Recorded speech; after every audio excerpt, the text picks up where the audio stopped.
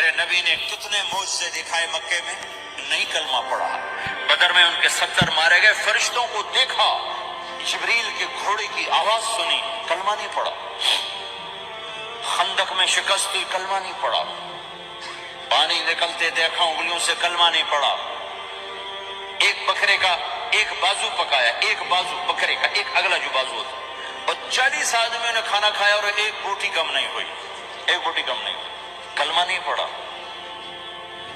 لیکن جب میرے نبی نے کہا جاؤ معاف کیا تو سارے ہی کلمہ پڑھ گئے کہ واقعہ یہ اخلاق نبی کے ہو سکتے۔ حنین کی جنگ میں جب بھاگے لوگ، شکست ہوئی، تو ایک صحابی کا بھاگتے ہوئے پاؤں ہمارے نبی کے پاؤں پر آیا، جوتا سخت تھا، تو آپ نے کہا اوجعتنی، اور آپ کے ہاتھ میں چھڑی تھی، انہوں نے اس کو یوں ماری، اوجعتنی، ارے تو نے مجھے کتنا زیادہ درد پہنچایا، دکھ پہنچایا۔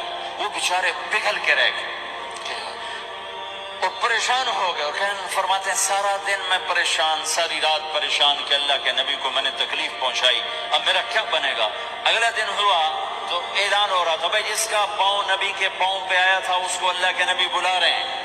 تو صحابی کہنے لگے میں نے سمجھا بس اب میری تو دنیا بھی گئی اور آخرت بھی گئی، اب میرے اوپر کیس بنے گا اور مجھے ڈانٹ ڈپٹ بھی ہوگی، میرا کتنا بڑا گھاٹا نقصان ہوگا۔ یہ حاضر ہوئے ڈرتے ڈرتے، تو آپ نے فرمایا میرے بھائی کل میں نے تمہیں چھڑی ماری تھی، وہ مجھے معاف کر دینا، اور یہ 80 اونٹ تمہیں ہدیہ دیتا ہوں، 80 کیملز، یعنی 80 پراڈو، 80 رینج روور کا یہ میری طرف سے تمہیں ہدیہ ہے۔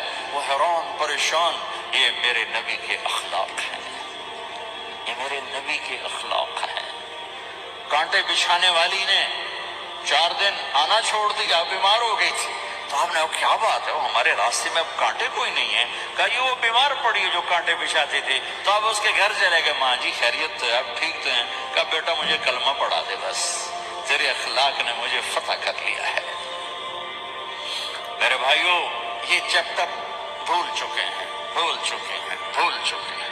جب تک یہ چیپٹر زندہ نہیں ہوگا زندگی اسلامی نہیں بنے گی، معاشرہ اسلامی نہیں بنے گا، اور آگے قوموں کے لیے اسلام کا دروازہ نہیں کھلے گا۔ ہمیں معاف کرنا آتا ہو، ہمیں گالی دینے والے کو دعا دینا آتا ہو، غیبت کرنے والے کی تعریف آتی ہو، اور غیبت کرنے سے، غیبت سننے سے اپنے آپ کو ایسے بچاؤ جیسے زہر سے بچا دے، اسے آگ سے بچاتے ہو۔ ایک دوسرے کو نفرت کا بول نہ بولو ورنہ ساری زندگی تباہ و برباد ہو جائے گی۔ میرے رب کی قسم، میرے نبی نے کہا ایک زبان کا بول انسان بولتا ہے وہ جہنم کی گہرائیوں میں گر جاتا ہے، اور ایک زبان کا بول انسان بولتا ہے وہ جنت کے درجات پر چڑھ جاتا ہے۔